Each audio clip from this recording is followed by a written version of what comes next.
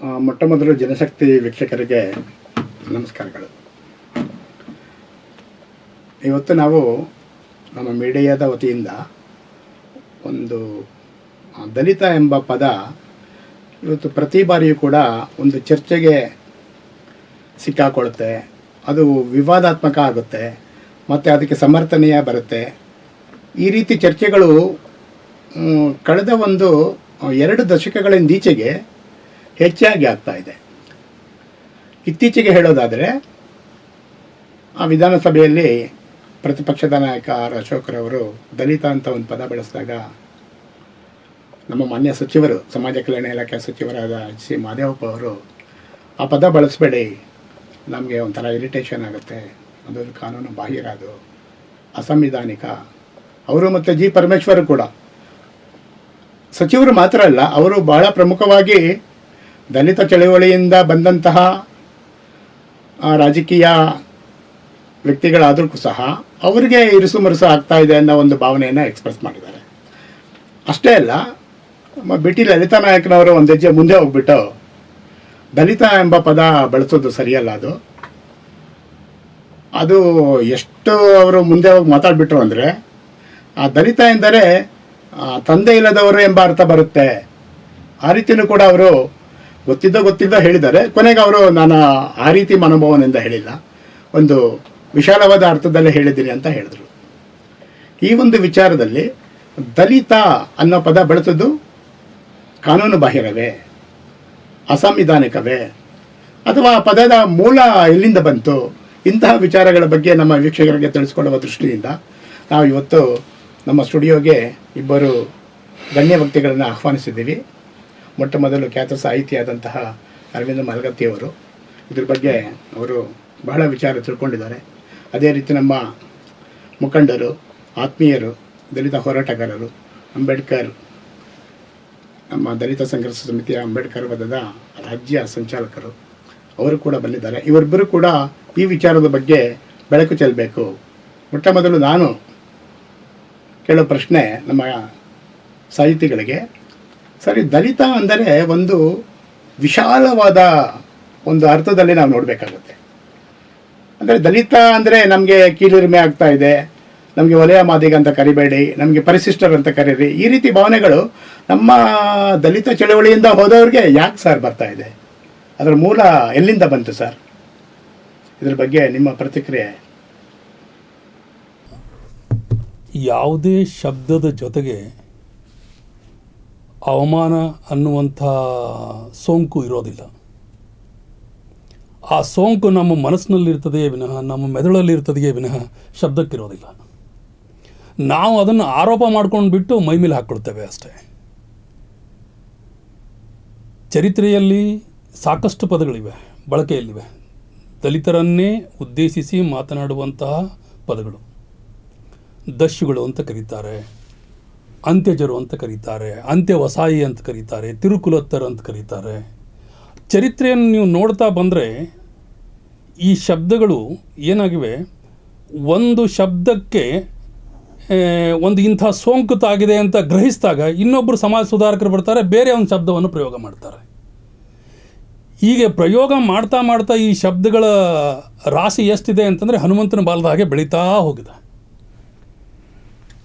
ಅದು ಅವಮಾನದ ಸೋಂಕು ಶಬ್ದಕ್ಕಲ್ಲ ಇರೋದು, ಮನುಷ್ಯನ ಮೆದುಳಿಗೆ ಮತ್ತು ಮನುಷ್ಯನ ಮನಸ್ಸಿಗೆ ಇದೆ. ಹೀಗಾಗಿ ಅದರಿಂದ ಹೊರಗೆ ಬರುವ ಅಗತ್ಯ ಇದೆ ಅನ್ನೋದು ಮೊದಲನೇದು. ಎರಡನೇದು, ಯಾವ ಶಬ್ದ ಆದರೂ ಅಷ್ಟೇ, ಶಬ್ದ ಅಷ್ಟೇ. ನೀವು ಯಾವ ಶಬ್ದದಿಂದ ಕರೆದ್ರೂ ಅವರನ್ನೇ ಕರೀತಾರೆ ವಿನಃ ಬೇರೆ ಇನ್ಯಾರನ್ನೂ ಕರೆಯಲ್ಲ. ಹೀಗಾಗಿ ಶಬ್ದದ ಸೋಂಕು ಹೃದಯದ ಸೋಂಕು ಆಗಬಾರ್ದು.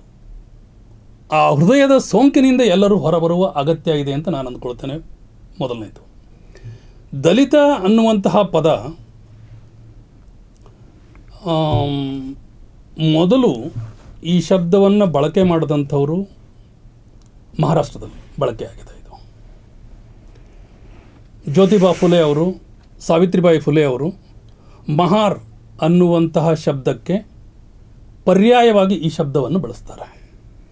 1869ರಲ್ಲಿ ಈ ಶಬ್ದ ಪರ್ಯಾಯವಾಗಿ ಬಳಸಲಾಯಿತು ಅಂತ ಅಂದ್ಕೊಂಡ್ಬಿಟ್ಟು ದಾಖಲೆಗಳು ಹೇಳ್ತವೆ. ಅನಂತರದಲ್ಲಿ ಏನಾಗಿದೆ, ಈ ದಲಿತ ಅನ್ನುವಂತಹ ಪದವನ್ನೇ ಅಂಬೇಡ್ಕರ್ ಕೂಡ ಬಳಸಿದ್ದಾರೆ, ಲೇಖನಗಳನ್ನು ಬರೆದಿದ್ದಾರೆ. AIDF ಅನ್ನುವಂತಹ ಸಂಸ್ಥೆಯೇ ಇದೆ, ಅದರ ಪರವಾಗಿಯೇ ಅವರು ಹೋರಾಟವನ್ನು ಮಾಡಿರುವಂಥದ್ದಿದೆ. ಅಂಬೇಡ್ಕರ್ ಎಷ್ಟರ ಮಟ್ಟಿಗೆ ಈ ಶಬ್ದವನ್ನು ಕುರಿತು ವಿಶ್ಲೇಷಣೆ ಮಾಡ್ತಾರೆ ಅಂತಂದರೆ, ದಲಿತ ಅನ್ನುವಂತಹ ಪದ ವಿಶ್ವದ ಎದೆಯನ್ನು ನಡುಗಿಸುವ ಪದವಾಗಿದೆ ಅಂತ ಬಳಸ್ತಾರೆ, ಹೇಳ್ತಾರೆ. ಕಾಂಗ್ರೆಸ್ ಕೂಡ ಏನು ಮಾಡುತ್ತೆ, ದಲಿತರನ್ನು ಒಗ್ಗೂಡಿಸುವುದಕ್ಕೋಸ್ಕರವಾಗಿ ಮತ್ತು ಅವರ ಅಭ್ಯುದಯಕ್ಕೋಸ್ಕರವಾಗಿ 1930ರಲ್ಲಿಯೇ ಅಖಿಲ ಭಾರತ ಕಾಂಗ್ರೆಸ್ ಪರಿಷತ್ ಅಂತ ಅಂದ್ಕೊಂಡ್ಬಿಟ್ಟು, ದಲಿತ ಕಾಂಗ್ರೆಸ್ ಪರಿಷತ್ ಅಂತ ಅಂದ್ಕೊಂಡ್ಬಿಟ್ಟು ಸಂಘಟನೆಯನ್ನು ಕಟ್ಟುತ್ತೆ. ಅಂದರೆ ಏನಿದೆ, ಈ ಶಬ್ದ ಇಂದು ನಿನ್ನೆಯದೇನಲ್ಲ, ಅದು ಸ್ವಾತಂತ್ರ್ಯ ಹೋರಾಟದ ಸಂಗ್ರಾಮಕ್ಕಿಂತ ಮುಂಚಿತವಾಗಿಯೇ ಬಳಕೆ ಆಗ್ತಾ ಬಂದಿರುವಂಥ ಪದ ಆಗಿದೆ. ಹೀಗಾಗಿ ದಲಿತ ಅನ್ನುವಂತಹ ಪದಕ್ಕೆ ಇಂತಹ ಯಾವುದೇ ಸೋಂಕುಗಳಿಲ್ಲ. ಅದು ದಲಿತರೇ ಅಭಿಮಾನಪೂರ್ವಕವಾಗಿ ಬಳಸಿದಂತಹ ಪದ, ಅದು ಸ್ವಾಭಿಮಾನದಿಂದ ಬಳಸಿದಂತಹ ಪದ. ಆದರೆ ಲೋಪ ಎಲ್ಲಿದೆ ಅಂತ ನಾನು ಅಂದ್ಕೊಳ್ತೇನೆ ಅಂತಂದರೆ, ಮಹದೇವಪ್ಪನವರು ಹಾಗೆ ಇರುಸು ಮುರುಸು ಆಗ್ತದೆ ಅಂತ ಅಂದ್ಕೊಂಡ್ಬಿಟ್ಟು ಹೇಳ್ತಾರೆ ಅಂತಂದರೆ, ಅಂತಹ ಇರುಸು ಮುರುಸು ತಂದುಕೊಳ್ಳುವ ಅಗತ್ಯನೇ ಇಲ್ಲ. ಅಲ್ಲಿ 2018ರಲ್ಲಿ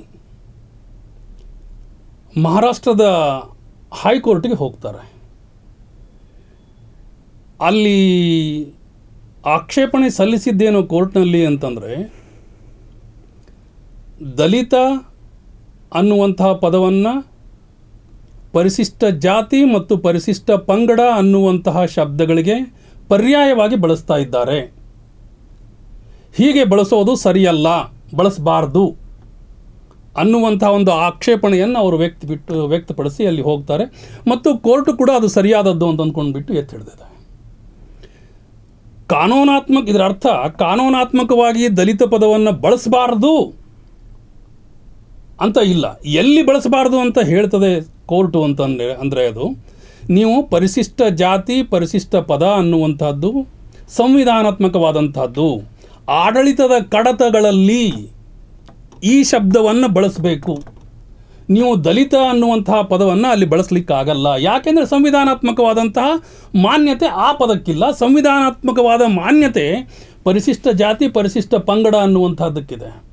ನೀವು ಅಸ್ಪೃಶ್ಯರು ಅನ್ನುವಂತಹ ಶಬ್ದವನ್ನು ಬಳಸ್ತೇವೆ, ಅದೇನು ಸಂವಿಧಾನಿಕವಾದಂತಹ ಮಾನ್ಯತೆ ಪಡೆದ ಪದವೇ? ಅದು ಅಲ್ಲ. ಬಹಿಷ್ಕೃತರು ಅಂತ ಬಳಸ್ತಾರೆ, ಅದು ಸಂವಿಧಾನದ ಮಾನ್ಯತೆ ಪಡೆದ ಪದ ಅಲ್ಲ. ಹೀಗಾಗಿ ಈ ಎಲ್ಲ ಪದಗಳಿಗೂ ಮಾನ್ಯತೆ ಇಲ್ಲ. ಕೆಲವು ಪದಗಳು ಏನಾಗ್ತವೆ, ಸಾಮಾಜಿಕ ಮಾನ್ಯತೆಯನ್ನು ಪಡೀತವೆ.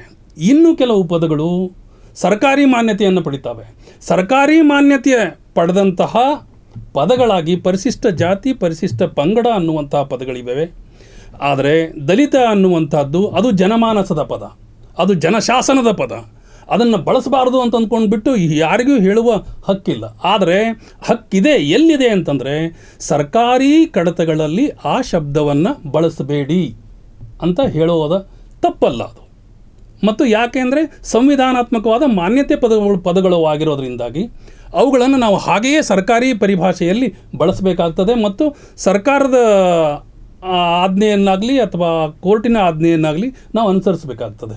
ಆದರೆ ಸಾಮಾಜಿಕವಾಗಿ ಈ ಪದವನ್ನು ನಿಷೇಧ ಮಾಡಲಾಗಿದೆ, ಹೇರಲಾಗಿದೆ ಅನ್ನೋದು ತಪ್ಪು ಗ್ರಹಿಕೆ ಅಂತ ನಾನು ಅನ್ಕೊಳ್ತೇನೆ. ಮಾವಳ್ಳಿ ಶಂಕರ್ ಅವರು, ಈಗ ಏನಾಗಿದೆ, ಈಗ ಮಾಲ್ಗತ್ತಿಯವರು ಹೇಳಿದ್ನ ಮುಂದುವರಿಸೋದಾದರೆ, ಈ ದಲಿತರು ಮತ್ತು ಅವರ ಹೋರಾಟಗಳಲ್ಲಿ ಅವರ ಒಂದು ಸಂವಿಧಾನಾತ್ಮಕ ಹಕ್ಕುಗಳನ್ನು ಕೊಡಿಸೋದ್ರಲ್ಲಿ ನೀವು ಸಾಕಷ್ಟು ದಶಕಗಳಿಂದ ಹೋರಾಟ ಮಾಡ್ಕೊಂಡು ಬಂದಿದ್ದೀರಿ. ಈ ದಲಿತರ ಹಕ್ಕುಗಳನ್ನು ಕೊಡಿಸೋಕೆ ದಲಿತರ ಹೋರಾಟಗಳು ಮಾತ್ರ ಸೀಮಿತ ಆಗಬೇಕು, ಬೇರೆಯವರು ಇದ್ರ ಬಗ್ಗೆ ಮಧ್ಯಪ್ರವೇಶ ಮಾಡಬಾರ್ದು ಅನ್ನೋ ವಾದವನ್ನು ಕೂಡ ನಾವು ಕೇಳ್ತಾ ಇದ್ದೀವಿ. ಇದ್ರ ಬಗ್ಗೆ ಏನು ಹೇಳ್ತೀರಿ? ಮೂಲ ಪದವನ್ನು ನಿಮ್ಮ ಅರ್ಥದಲ್ಲಿ ಅರ್ಥೈಸ್ಕೊಂಡು ಹೇಳಿ. ಮೊದಲನೇದಾಗಿ ನಮ್ಮ ಪ್ರೊಫೆಸರ್ ಮಾಲ್ಗತ್ತಿಯವರು ಏನು ತಮ್ಮ ವಿಷಯವನ್ನು ಮಂಡಿಸಿದ್ರು, ಅದು ಸಂಪೂರ್ಣವಾಗಿ ನಾನು ಅದನ್ನು ಅನುಮೋದಿಸ್ತೀನಿ ಮತ್ತು ಸಮರ್ಥಿಸ್ತೀನಿ.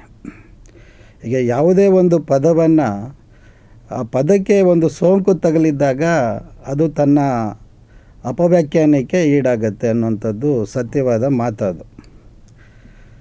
ಆದರೆ ದಲಿತ ಅನ್ನುವಂಥ ಪದವನ್ನು ಚಳುವಳಿಯಾಗಿ ನಾವು ತೆಗೆದುಕೊಂಡಾಗ ಅದು ಬಹುದೊಡ್ಡ ಒಂದು ವಿಶಾಲ ಅರ್ಥವನ್ನು ಪಡ್ಕೊಳ್ತಾ ಅದು. ಯಾಕಂತೇಳಿದ್ರೆ ದಲಿತ ಅಂದ ತಕ್ಷಣವೇ ಬರುವಂಥದ್ದು ಅದು ದಮನಿತರು ಅಥವಾ ಎಲ್ಲ ಶೋಷಣೆಗೊಳಪಟ್ಟವರು, ಈ ರೀತಿಯ ಒಂದು ಡಿಕ್ಷನರಿ ವ್ಯಾಖ್ಯಾ ಬರುತ್ತೆ. ಅದು ಬ್ರೋಕನ್ ಪೀಪಲ್ ಅಂತ ಬರುತ್ತೆ ಅದು. ಆದರೆ ದಲಿತ ಚಳುವಳಿ, ದಲಿತ ಸಂಘರ್ಷ ಸಮಿತಿ ಅದನ್ನು ಹೇಳುವ ಸಂದರ್ಭದಲ್ಲಿ ಈ ಒಂದು ವರ್ಣ ವ್ಯವಸ್ಥೆ ಏನು ಏರಿದೆಯಲ್ಲ ನಮ್ಮ ಮೇಲೆ, ಈ ಜಾತಿಯ ಒಂದು ಅಪಮಾನವನ್ನು ನಮ್ಮ ಮೇಲೆ ಏರಿದೆಯಲ್ಲ, ಅದು ಉಂಟು ಮಾಡ್ತಾ ಇರುವಂತಹ ಏನು ಪರಿಣಾಮಗಳಿದೆಯಲ್ಲ, ಜಾತಿ ಕಾರಣಕ್ಕಾಗಿ ತನ್ನ ಹೆಸರನ್ನು ಬಹಿರಂಗವಾಗಿ ಹೇಳ್ಕೊಳ್ಳೋದಕ್ಕೂ ಕೆಲವರು ಅಪಮಾನಗೊಳ್ಳುವಂಥ ಸಮುದಾಯಗಳು ನಮ್ಮಲ್ಲಿದ್ದಾವೆ, ಇವತ್ತಿಗೂ ಕೂಡ ಇದ್ದಾವೆ. ಈ ರೀತಿಯ ಸಾಮಾಜಿಕ ಅಪಮಾನಕ್ಕೆ ಈಡಾದಂತಹ ಸಮುದಾಯಗಳು ಅವು ತಮ್ಮ ಜಾತಿಯನ್ನು ಹೇಳ್ಕೊಳ್ಳೋದಕ್ಕೆ ಒಂದು ರೀತಿಯ ಕೀಳರಿಮೆಯನ್ನು ಅನುಭವಿಸ್ತಾ ಇರ್ತವೆ. ಅಂಥ ಸಮುದಾಯಗಳನ್ನು ನಾವು ದಲಿತರು ಅಂತ ಹೇಳಿ ಒಂದು ವ್ಯಾಖ್ಯಾನವನ್ನು ನಮ್ಮ ಚಳುವಳಿಯ ಸಂವಿಧಾನಾತ್ಮಕವಾಗಿ ನಾವು ಅದನ್ನು ತೊಗೊಂಡು ಬಂದಿದ್ದೀವಿ ನಾವು. ಆದರೆ ಒಂದು ವಿಶಾಲಾರ್ಥದಲ್ಲಿ ತಗೊಂಡಾಗ ನಾವು ಈಗ ದಲಿತ ಚಳವಳಿ ಆರಂಭ ಕಾಲದಲ್ಲೇ ಅದು ಮೊಟ್ಟ ಮೊದಲನೇ ಮಾತಾಡಿದ್ದು ಹುಣಸಿಕೋಟೆ ಕುಂಬಾರ ಶೇಷಗಿರಿ ಅಪ್ಪನ ಒಂದು ಹತ್ಯೆ ಪ್ರಕರಣ ಮತ್ತು ಮಗಳ ಅತ್ಯಾಚಾರ ಪ್ರಕರಣದ ಮೂಲಕ ಚಳವಳಿ ಇಡೀ ರಾಜ್ಯವ್ಯಾಪಿ ವಿಸ್ತರಿಸ್ಕೊಳ್ಳುತ್ತೆ ಹೋರಾಟದ ಮೂಲಕ. ಮತ್ತು ನೀವು ನೋಡಿ ಇದು ಇಡೀ ದಲಿತ ಪದವನ್ನು ಯಾವ್ಯಾವ ರೀತಿ ವ್ಯಾಖ್ಯಾನಿಸುತ್ತಾ ಇದ್ದಾರೆ ಅನ್ನೋದಕ್ಕೆ ಮಾಲ್ಗತ್ತಿಯವರ ಆದಿಯಾಗಿ ದೇವಯ್ಯ ಅರವಿ ಅವರಾಗಿರ್ಬೋದು, ಕವಿ ಸಿದ್ಧಲಿಂಗಯ್ಯನವರಾಗಿರ್ಬೋದು, ಅಥವಾ ನಮ್ಮ ದೇವಯ್ಯ ಅರವಿ ಅವರು, ಈ ರೀತಿ ಅವರದೇ ಆದಂತಹ ವ್ಯಾಖ್ಯಾನಗಳನ್ನು ಕೊಟ್ಕೊಂಡು ಬಂದಿದ್ದಾರೆ. ಬಹುಶಃ ದಲಿತ ಚಳವಳಿಯ ಈ ಪರಿಣಾಮ ಇದೆಯಲ್ಲ, ಇವತ್ತು ಇಡೀ ಅದು ವಿಶ್ವಾದ್ಯಂತ ಅದು ಆ ಹೆಸರಿಗೆ ಒಂದು ಘನತೆಯನ್ನು ತಂದುಕೊಟ್ಟಿದೆ. ಈಗ ನಾವು ಆರಂಭದಲ್ಲಿ ದಲಿತ್ ಇಸ್ ಡಿಗ್ನಿಫೈಡ್ ಅಂದ್ವಿ, ದಲಿತರೇ ಒಂದು ಸ್ವಾಭಿಮಾನದ ಸಂಕೇತ ಅಂತ ಹೇಳಿದ್ವಿ ನಾವು. ಈಗ ಹೆಂಗೆ ಕಪ್ಪು ಜನರು ತಮ್ಮನ್ನು ತಾವು ಬ್ಲ್ಯಾಕ್ ಈಸ್ ಬ್ಯೂಟಿಫುಲ್ ಅಂತ ಅಂದ್ಕೊಂಡ್ರು, ಅಂದರೆ ಆ ಮೂಲಕ ತಮ್ಮ ಮೇಲಿರಿಮೆಯನ್ನು, ತಮ್ಮ ಅಸ್ತಿತ್ವವನ್ನು ಹೇಳ್ಕೊಳ್ಳುವಂಥ ಒಂದು ಶಕ್ತಿ ಅವರಿಗೆ ಬಂತು. ಮುಂದುವರೆದಂತೆ ನೀವು ನೋಡ್ಬೋದು, ದಲಿತ ಚಳವಳಿ ಹುಟ್ಟೋದಕ್ಕಿಂತ ಮೊದಲು ಒಂದು ದಲೇಕ ಏನು ನಮ್ಮ ಪ್ರೊಫೆಸರ್ ಬಿ ಕೃಷ್ಣಪ್ಪನವರು ಆರಂಭ ಮಾಡಿದ್ರು 1976ರಲ್ಲಿ ದಲಿತ ಲೇಖಕ ಕಲಾವಿದರ ಸಂಘಟನೆ ಕಟ್ಟೋದಕ್ಕಿಂತ ಪೂರ್ವದಲ್ಲಿ, ಅಂದರೆ 70 ಭೂಸಾ ಚಳವಳಿಯನ್ನು ಆದ ಸಂದರ್ಭದಲ್ಲೇ ಅವರು ಆ ಭಾಗದಲ್ಲಿ ದಲಿತ ಸಂಘ ಅಂತ ಆರಂಭ ಮಾಡ್ತಾರೆ ಪ್ರೊಫೆಸರ್ ಬಿ ಕೃಷ್ಣಪ್ಪನವರು. ಆ ಮೂಲಕ ಹೋರಾಟವನ್ನು ಕೈಗೆತ್ಕೊಳ್ತಾರೆ. ಮತ್ತು ದಲಿತ ಚಳವಳಿಯನ್ನು ಕಟ್ಟಬೇಕು ಅನ್ನುವಂಥ ಕಾಲಘಟ್ಟದಲ್ಲಿ ಯಾವ ಯಾವ ಹೆಸರುಗಳನ್ನು ಬಳಸಬೇಕು ಅನ್ನುವಂತಹ ಪ್ರಶ್ನೆ ತುಂಬ ದೀರ್ಘಕಾಲ ಅದು ಚರ್ಚೆಗೊಳಗಾಗತ್ತೆ. ಶೋಷಿತರು ಅಂತ ಬಳಸಬೇಕಾ ಅಥವಾ ಈ ರೀತಿ ಬೇರೆ ಬೇರೆ ಹೆಸರುಗಳ ಮೂಲಕ ಬಳಸಬೇಕಂತ ಬಂದಾಗ ಕೊನೆಗೆ ದಲಿತ ಅನ್ನುವಂಥ ಪದವನ್ನೇ ನಮ್ಮವರು ಆಯ್ಕೆ ಮಾಡಿಕೊಳ್ಳುವಂಥದ್ದನ್ನು ನಾವು ಗಮನಿಸಬೇಕು ಇಲ್ಲಿ. ಹಾಗೆಯೇ ಇವತ್ತು ಕಾಂಶಿರಾಮ್ ಅವರು, ಮಾನ್ಯವರು ಕಾಂಶಿರಾಮ್ ಅವರು ಬಹುಜನ್ ಸಮಾಜ ಪಕ್ಷವನ್ನು ಕಟ್ಟೋದಕ್ಕೆ ಪೂರ್ವದಲ್ಲಿ ಅವರು ದಲಿತ ಶೋಷಿತ ಸಂಘರ್ಷ ಸಮಿತಿ ಅಂತ ಹೇಳಿ ಕಟ್ತಾರೆ. ಅವರು ದಲಿತ ಶೋಷಿತ ಸಂಘರ್ಷ ಸಮಿತಿ DS4 ಅಂತ ಹೇಳಿ, ಅದರ ಮೂಲಕ ಇಡೀ ಉತ್ತರ ಭಾರತದಲ್ಲಿ ಅವರು ಹೋರಾಟವನ್ನು ಆರಂಭ ಮಾಡ್ತಾರೆ. ಹೀಗಾಗಿ ದಲಿತ ಚಳವಳಿ ಮತ್ತು ಆ ಪದ ಅದು ಒಂದು ವಿಶಾಲ ಅರ್ಥವನ್ನು ಇವತ್ತು ಪಡ್ಕೊಂಡ್ಬಿಟ್ಟಿದೆ.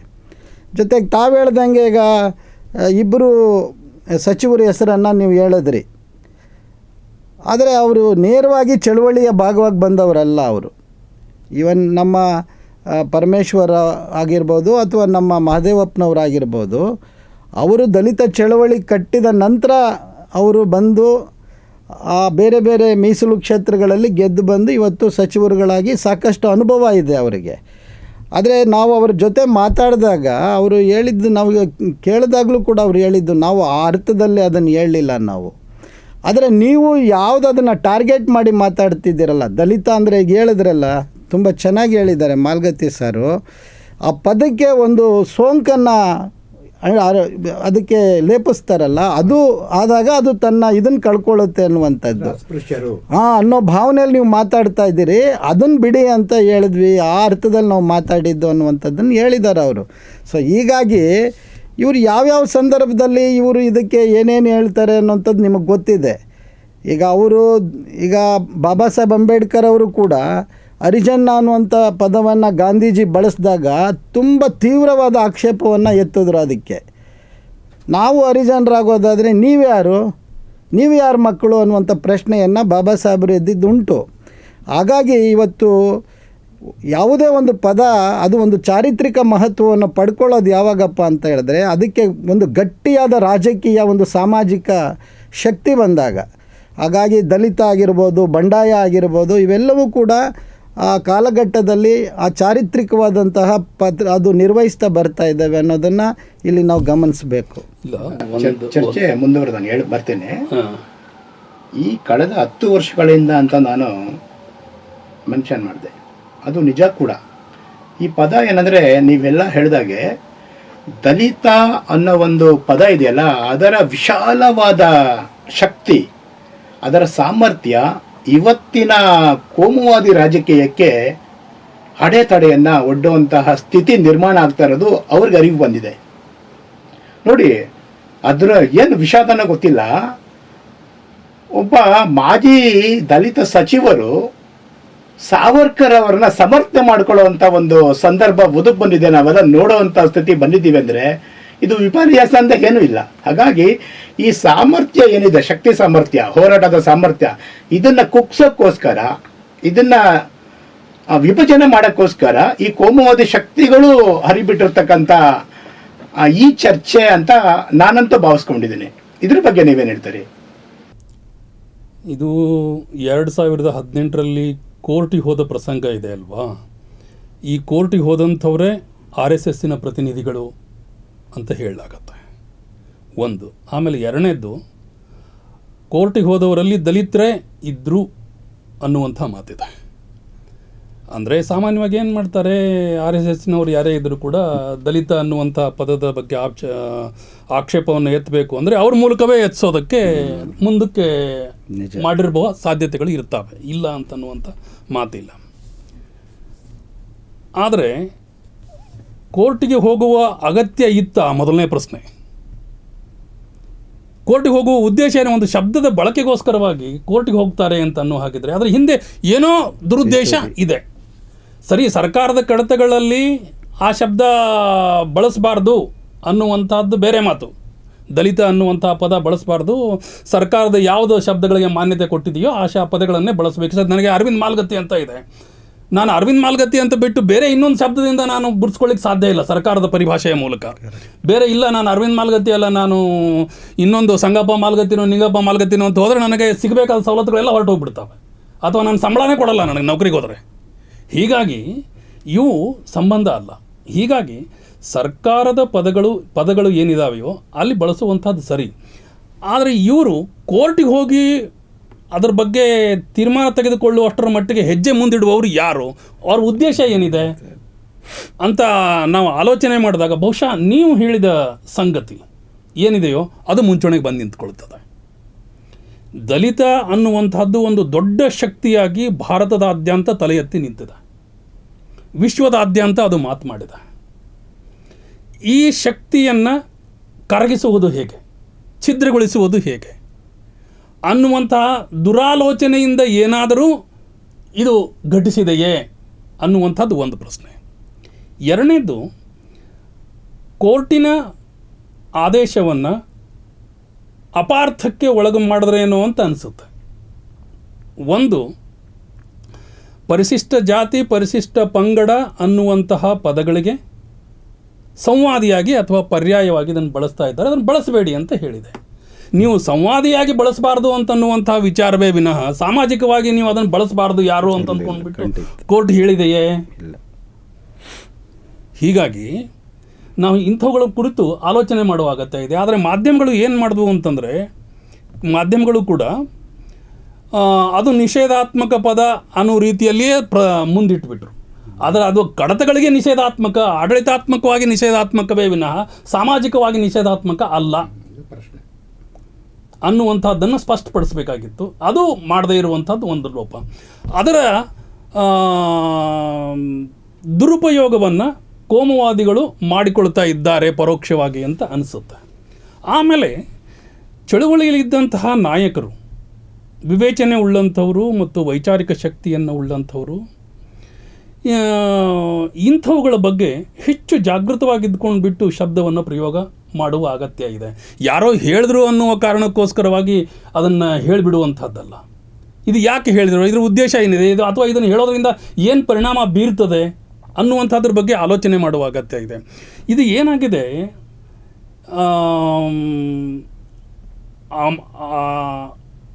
ಹರಿಜನ ಅನ್ನುವಂತಹ ಪದ ಏನಿತ್ತೋ, ಈ ಹರಿಜನ ಅನ್ನುವಂತಹ ಪದಕ್ಕೆ ಪರ್ಯಾಯವಾಗಿಯೇ ದಲಿತ ಶಬ್ದ ಹುಟ್ಟಿಕೊಳ್ಳೋದಕ್ಕೆ ಕಾರಣವಾಗಿರುವಂಥದ್ದು. ಆಗಲೇ ಹೇಳಿದ್ರು ನಮ್ಮ ಸ್ನೇಹಿತರು ಏನು, ಅಂಬೇಡ್ಕರ್ ಅವರು ಎಷ್ಟು ತೀಕ್ಷ್ಣವಾಗಿ ಅದಕ್ಕೆ ಪ್ರತಿಕ್ರಿಯೆಯನ್ನು ಕೊಟ್ಟರು ಅಂತ. ಈ ತೀಕ್ಷ್ಣವಾದ ಪ್ರತಿಕ್ರಿಯೆ ಅವರು ಒಬ್ಬರೇ ಎಲ್ಲ ಕೊಟ್ಟಿದ್ದು. ಆ ಟೈಮ್ನಲ್ಲಿ ಸುಮಾರು ಜನ ದಲಿತ ನಾಯಕರು ಪ್ರತಿಕ್ರಿಯೆಯನ್ನು ಕೊಟ್ಟಿದ್ದಾರೆ. ಜಗಜೀವನ್ ರಾಮ್ ಒಳಗೊಂಡಂತೆ ಅದನ್ನು ನಿರಾಕರಿಸಿರುವಂಥದ್ದಿದೆ.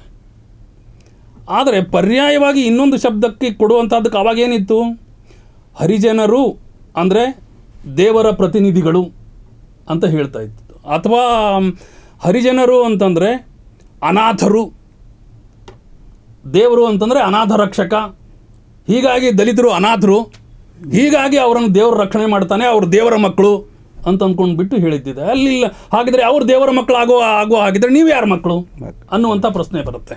ಕರೆಕ್ಟ್. ಹಾಂ, ಅಥವಾ ಅದನ್ನೇ ಅಂಬೇಡ್ಕರ್ ಅವರು ಇನ್ನೊಂದು ತೀಕ್ಷ್ಣವಾಗಿ ಕೇಳಿರುವಂಥದ್ದು ಏನು ಅಂತಂದರೆ, ಅದು ಶಬ್ದಗಳನ್ನು ನಾನು ಮತ್ತೆ ಹೇಳೋಕೆ ಇಷ್ಟಪಡಲ್ಲ ಅದನ್ನು, ಆದರೆ ಇದು ಸರಿಯಲ್ಲ ಅಂತ ಹೇಳುವ ಉದ್ದೇಶದಿಂದಲೇ ಏನು ಮಾಡಿದ್ರು ಅಂತಂದರೆ ಸ್ವಾಭಿಮಾನದ ಪದವಾಗಿ ದಲಿತ ಅನ್ನುವಂಥದ್ದು ಬಳಸಿದ್ದಿದೆ. ಹೀಗಾಗಿ ಕೋಮುವಾದಿಗಳು ಈಗ ದಲಿತ ಅನ್ನುವಂತಹ ಶಬ್ದ ವಿಶ್ವದಾದ್ಯಂತ ಚರ್ಚೆ ಆಗ್ತಾ ಇರುವಂತಹದ್ದು ಸಹಿಸಿಕೊಳ್ಳಲಕ್ಕೆ ಆಗದೇ ಇರುವಂತಹ ತುತ್ತಾಗಿದೆ ಏನೋ. ಯಾಕೆ ಅಂತಂದರೆ ಆ ವಿಶ್ವದಾದ್ಯಂತ ದಲಿತ ಅನ್ನುವಂಥ ಒಂದು ವರ್ಗ ಇದೆ, ಅದನ್ನು ಸಂಪೂರ್ಣವಾಗಿ ಕಡೆಗಣಿಸಲಾಗಿದೆ.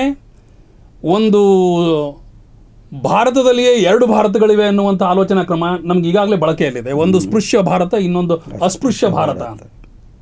ಹೀಗಾಗಿ ಈ ನಮಗೆ ಅಂತಾರಾಷ್ಟ್ರೀಯ ಮಟ್ಟದಲ್ಲಿ ನಾವು ಆಲೋಚನೆ ಮಾಡಿದಾಗ ನಾವು ಭಾರತೀಯರೆಲ್ಲ ಒಂದೇ ಅಂತ ಅಂದ್ಕೊಂಡ್ಬಿಟ್ಟು ಹೇಳೋದು ಅನಿವಾರ್ಯ ಮತ್ತು ಅಗತ್ಯ. ಆದರೆ ಆಂತರಿಕ ಸಂಘರ್ಷಗಳು ಬಂದಾಗ ನಮ್ಮ ಅಸ್ತಿತ್ವವನ್ನು ನಾವು ಕಾಯ್ದುಕೊಳ್ಳುವಂತಹ ಸಂದರ್ಭದಲ್ಲಿ ನೀವು ಬದಲಾವಣೆಯಾಗಿ ನಮ್ಮನ್ನು ಮನುಷ್ಯರಾಗಿ ನೋಡಿ ಅಂತ ಕೇಳೋದ್ರಲ್ಲಿ ತಪ್ಪೇನಿದೆ? ತಿದ್ದಿಕೊಳ್ಳಬೇಕು, ಆದ ತಪ್ಪುಗಳನ್ನು ಪರಿಷ್ಕರಣೆ ಮಾಡಿಕೊಳ್ಬೇಕು. ಅಂತಹ ಪರಿಷ್ಕರಣೆಗಳು ಮಾಡೋದು ಮುಖ್ಯ ಆಗಬೇಕೇ ವಿನಃ ಈ ರೀತಿ ಅನವಶ್ಯಕ ವಾಗ್ವಾದಗಳನ್ನು ಸೃಷ್ಟಿಸೋದಾಗಲಿ ಅಥವಾ ಚಳುವಳಿಯ ಅಸ್ತಿತ್ವದ ಜೊತೆಗೆ ಆ ಪದ ಬೆಸೆದುಕೊಂಡು ಬಿಟ್ಟಿದೆ. ಇಡೀ ಭಾರತೀಯ ಚಳುವಳಿಯಲ್ಲಿ ದಲಿತ ಚಳುವಳಿಯ ಅತ್ಯಂತ ಮೇಲ್ಪಂಕ್ತಿಯಲ್ಲಿರುವಂಥದ್ದು. ನೀವು ಆ ಶಬ್ದವನ್ನು ತೆಗೆದು ಬಿಟ್ಟರೆ ಚಳುವಳಿಯೇ ಅರ್ಥ ಇಲ್ಲದಾಗ ಆಗಿಬಿಡುತ್ತೆ. ಯಾಕಂದರೆ ಇತ್ತೀಚೆಗೆ ಶಂಕರ್ ಅವರೇ, ದೇವನೂರು ಮಹಾದೇವರವರು RSS ಕುರಿತಂತೆ ಅದರ ಆಳ ಅಗಲ ಪುಸ್ತಕ ಬಂದಾಗ ಅದನ್ನು ಕುರಿತಂತೆ ಒಬ್ಬ ಮಾಜಿ ಶಾಸಕ RSSನಲ್ಲಿರೋರು ನಮ್ಮ ಆಳ ಅಗಲವನ್ನು ಮೊದಲು ನಾವು ಅರ್ಥ ಮಾಡ್ಕೋಬೇಕು ಅಂತ ಅವರು ಸಾವರ್ಕರ್ನ ಸಮರ್ಥನೆ ಮಾಡ್ಕೊಳ್ಳೋವಂಥ ಒಂದು ಆ ನಿಟ್ಟಿನಲ್ಲಿ ಹೋಗ್ತಾ ಇದ್ದಾರೆ. ಅಂದರೆ ಇದ್ರ ಬಗ್ಗೆ ನಿಮ್ಮ ಅಭಿಪ್ರಾಯ ಹೇಳಬೇಕು. ಯಾಕಂದರೆ ಇತ್ತೀಚೆಗೆ ಶಂಕರ್ ಅವರೇ, ದೇವನೂರು ಮಹಾದೇವರವರು RSS ಕುರಿತಂತೆ ಅದರ ಆಳ ಅಗಲ ಪುಸ್ತಕ ಬಂದಾಗ ಅದನ್ನು ಕುರಿತಂತೆ ಒಬ್ಬ ಮಾಜಿ ಶಾಸಕ RSSನಲ್ಲಿರೋರು ನಮ್ಮ ಆಳ ಅಗಲವನ್ನು ಮೊದಲು ನಾವು ಅರ್ಥ ಮಾಡ್ಕೋಬೇಕು ಅಂತ ಅವರು ಸಾವರ್ಕರ್ನ ಸಮರ್ಥನೆ ಮಾಡ್ಕೊಳ್ಳೋವಂಥ ಒಂದು ಆ ನಿಟ್ಟಿನಲ್ಲಿ ಹೋಗ್ತಾ ಇದ್ದಾರೆ. ಅಂದರೆ ಇದ್ರ ಬಗ್ಗೆ ನಿಮ್ಮ ಅಭಿಪ್ರಾಯ ಹೇಳಬೇಕು. ಅಲ್ಲ, ಈಗ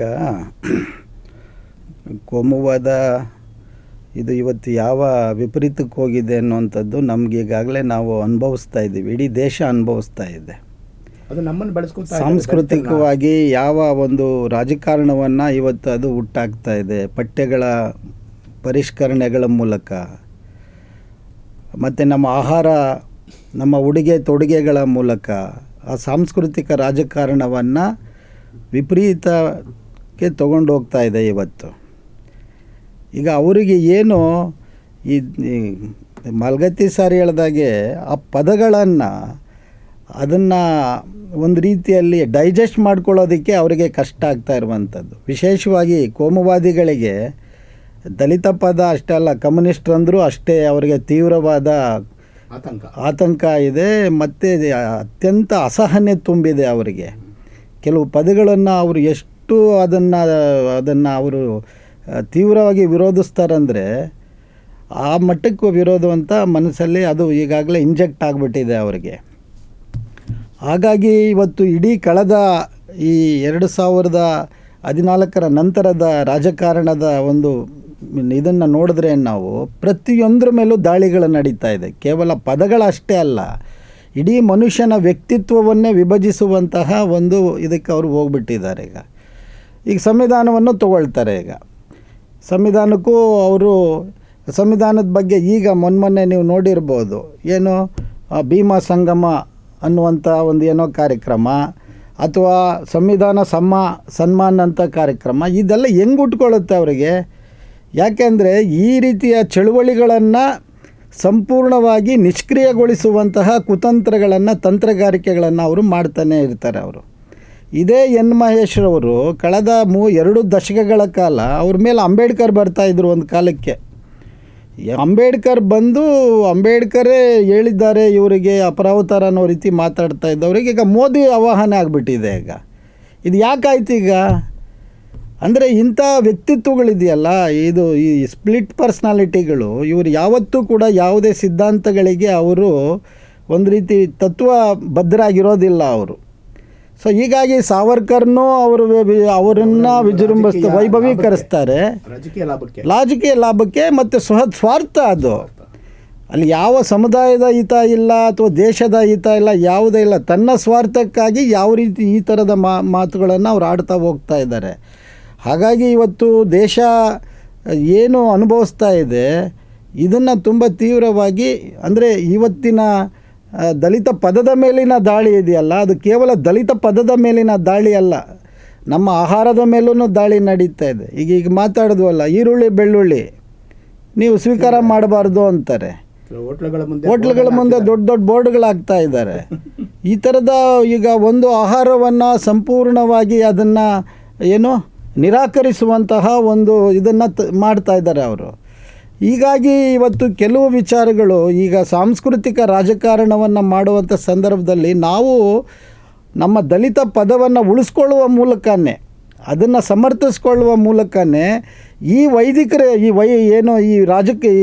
ಕೋಮುವಾದಿಗಳು ಎತ್ತುತ್ತಾ ಇರುವಂತಹ ಪ್ರಶ್ನೆಗಳಿಗೂ ಕೂಡ ಸಮರ್ಥವಾದ ಉತ್ತರಗಳನ್ನು ನಾವು ಕೊಡಬೇಕಾಗುತ್ತೆ. ನಾವು ಅಂಥ ಕೆಲಸವನ್ನು ನಮ್ಮ ಸಾಹಿತ್ಯ ವಲಯ ಸಮರ್ಥವಾಗಿ ಮಾಡ್ತಾಯಿದ್ರೂ ಕೂಡ ಇನ್ನೂ ಹೆಚ್ಚು ಅದು ಶಕ್ತಿಯುತವಾಗಿ ಬರಬೇಕಾಗಿದೆ. ಯಾವಾಗ 70, 80, 90ರ ದಶಕದಲ್ಲಿ ಬಂದಂತಹ ಸಾಹಿತ್ಯ ಮತ್ತು ಇದವಲ್ಲ, ಅದು ಮತ್ತಷ್ಟು ಅದು ಇನ್ನಷ್ಟು ತೀವ್ರ ಇದಕ್ಕೆ ಬರಬೇಕು ಅನ್ನೋದು ನನ್ನ ಅನಿಸಿಕೆ. ಇಲ್ಲ, ಪೂರಕವಾಗಿ ಅವ್ರು ಹೇಳ್ತಾ ಇರುವಂಥದ್ದಕ್ಕೆ ನಾನು ಹೇಳುವಂಥದ್ದೇನು ಅಂದರೆ, ಸಾಮಾಜಿಕ ಮನಸ್ಸನ್ನು ರಾಜಕೀಯ ನಾಯಕರು ಒಂದು ರೀತಿಯಲ್ಲಿ ಚೆಲ್ಲಾಟವಾಡ್ತಾ ಇದ್ದಾರೆ.